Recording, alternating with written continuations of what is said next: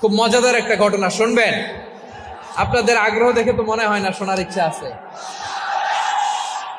আছে আছে আমার ভাইয়েরা, বিশ্বনবীর বয়স তখন প্রায় 51 বছর। কত বছর? বিশ্বনবীর সবচেয়ে কাছের মানুষ খাদিজা রাদিয়াল্লাহু তাআলা আনহা ইন্তেকাল করেছেন। বিশ্বনবী বড্ড কষ্ট পেলেন, হৃদয়টা ভেঙে খান খান। যিনি ঘরের ভেতরে বিশ্বনবীকে সান্ত্বনা দিতেন, ভালোবাসা দিতেন, বাইরে গেলে কোরাইশরা বকাঝকা করে, অত্যাচার করে, কিন্তু আম্মাজান খাদিজা রাদিয়াল্লাহু তাআলা আনহা ঘরটারে এমন শান্তির নীড় বানায় রেখেছেন, এই ঘরের ভিতরে ঢুকলে বিশ্বনবীর কলিজাটা ঠান্ডা হয়ে যেত। এজন্য রব্বুল আলামিন বলেন, খাদিজা, ও আমার বান্দি খাদিজা, জান্নাতে এমন স্পেশাল একটা ঘর আমি তোমার জন্য রেডি করে রেখেছি। ওই ঘরের মধ্যে কোনো আওয়াজ নাই, ওই ঘরের মধ্যে কোনো নয়েজ নাই, ওই ঘরে কোনো বিশৃঙ্খলা নাই।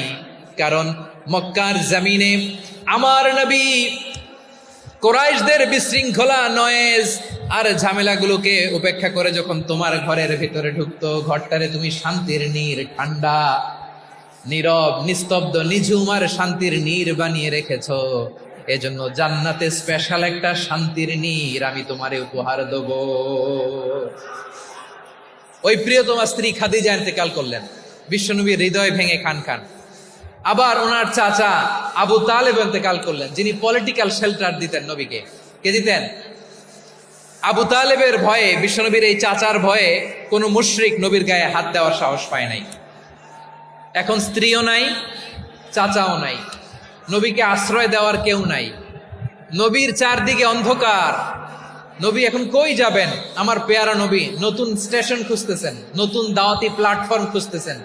তিনি যায়েদ বিন হারেসা রাদিয়াল্লাহু তাআলা আনহুকে নিয়ে মক্কার পাশের একটা নেইবরিং সিটি তায়েফে চলে গেলেন।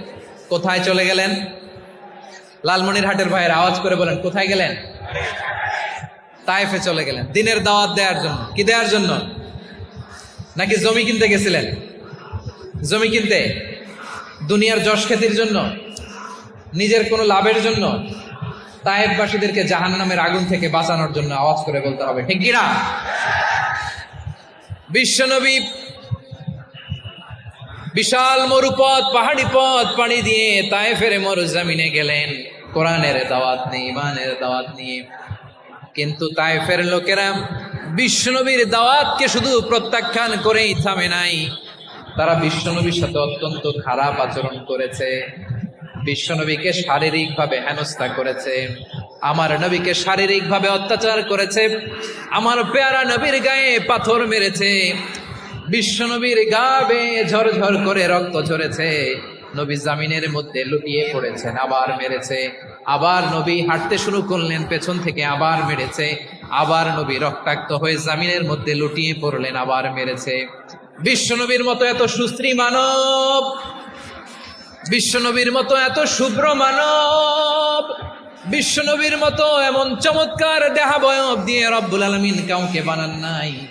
এরকম চমৎকার মানুষটাকে তারা তায়েফের ওই জমিনে রক্তাক্ত করেছে। বিশ্বনবী দুনিয়ার কোনো স্বার্থের জন্য সেখানে যান নাই, নিজের কোনো লাভের জন্য, প্রাপ্তির জন্য যান নাই, তায়েফবাসীদের জাহান্নামের আগুন থেকে বাঁচাতে গিয়েছেন। ঠিক কিনা বলেন? খেয়ে না খেয়ে দিন প্রচারের কাজে নিজেকে দিয়েছ বিলিয়ে, তায়েফের কাফিরেরা চিনল না সে আলো, দুষ্ট ছেলেদের পিছু দিল লেলিয়ে, পাথরের আঘাতে ক্ষত বিক্ষত হয়ে সারা শরীর থেকে রক্ত ঝরে। হে রাসূল, তোমাকে ভুলি আমি কেমন করে? হে রাসূল, তোমাকে ভুলি আমি কেমন করে? পারেন না আপনারা?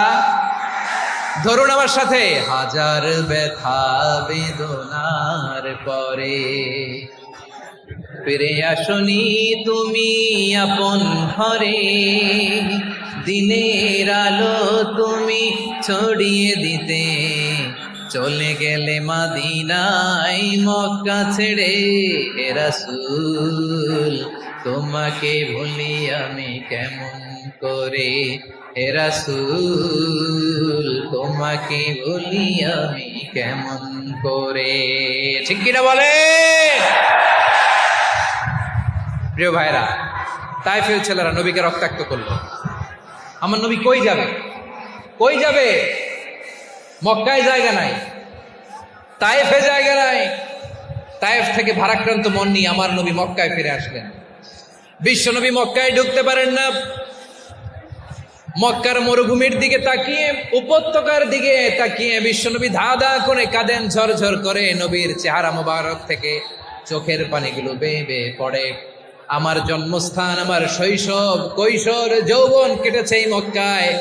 আমার এলাকায় আমি ঢুকতে পারি না। বিশ্বনবী মক্কার অনতি দূরে দাঁড়িয়ে জায়েদকে পাঠালেন, জায়েদ যাও, দেখো কেউ আমাকে সাপোর্ট করার মতো আছে কিনা, যাও অমুকের কাছে যাও। সাইয়েদনা জায়েদ গেলেন, তারাও প্রত্যাখ্যান করে ফিরিয়ে দেয়। বিশ্বনবী বললেন যাও অমুক লোকের কাছে যাও, তিনিও প্রত্যাখ্যান করে ফিরিয়ে দিলেন। কেউ বিশ্বনবীকে আশ্রয় দিতে রাজি হয় না।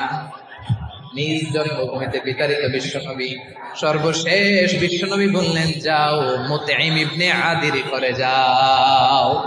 মুতঈম ইবনে আদি মুশরিক, তার কাছে যাও। গেলেন, মুতঈম ইবনে আদি রাজি হয়ে গেল। সুবহানাল্লাহ বলেন।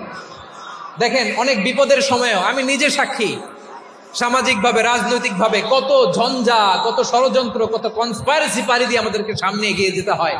এই শত্রুদের ভেতরেও একজনকে দাঁড় করিয়ে দেয় যে আল্লাহর কোরআনের জন্য রেডি হয়ে যায়। করেন সুবহানাল্লাহ। মুতঈম ইবনে আদি, আল্লাহ তার মনকে নরম করে দিলেন। মুতঈম বলে, মুহাম্মদ আমি তোমাকে আশ্রয় দিব। তার দুই ছেলেকে পাঠালেন, যাও খোলা তলোয়ার নিয়ে, স্কট দিয়ে, গার্ড অফ অনার দিয়ে মোহাম্মদকে মক্কায় ঢুকাও, আর বলো আমি আমান দেব। আমান কি দিব? আমান মানে সিকিউরিটি, নিরাপত্তা।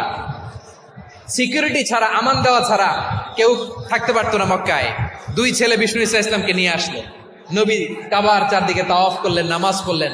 আবু জাহেল, উতবা, শাইবা, ওয়ালিদ ইবনে মুগীরা সবাই দেখে, কেউ কিছু করতে পারে না। কারণ মুতঈম ইবনে আদি ঘোষণা দিয়েছেন, আমি মুহাম্মদকে আমান দিয়েছি, মুহাম্মদের গায়ে যেন কেউ স্পর্শ না করে। আওয়াজ করে পড়েন সুবহানাল্লাহ।